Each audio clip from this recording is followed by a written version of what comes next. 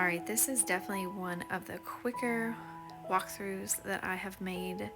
Lay out the grid as usual, but stick with me, it's gonna go pretty fast.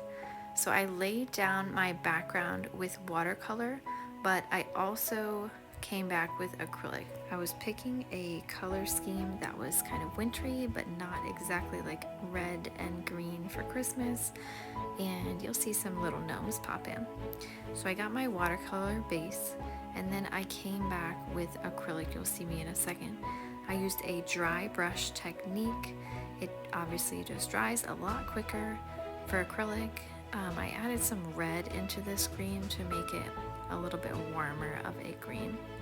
After that, here's where my little gnomes came in. I used a couple different size micron pens when I was drawing these gnomes and their little beards. These gnomes right here I was not too fond of, so the beauty of collage just comes into play right here. I had some green brochures that I cut up and put throughout the piece.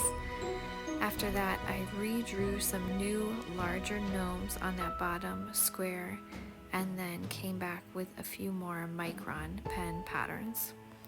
I decided to do two things at once just to keep a consistent palette and theme throughout on two different pieces.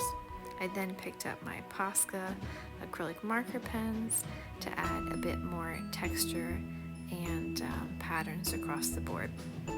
Back to microns with some circles, dots throughout, and then I added some white Posca lines and dots to finish up the piece. Dots are always kind of the last thing that I add to finalize my piece. Thanks for sticking around. Check out this video right here if you would like to see a slowed down version of creating these pieces.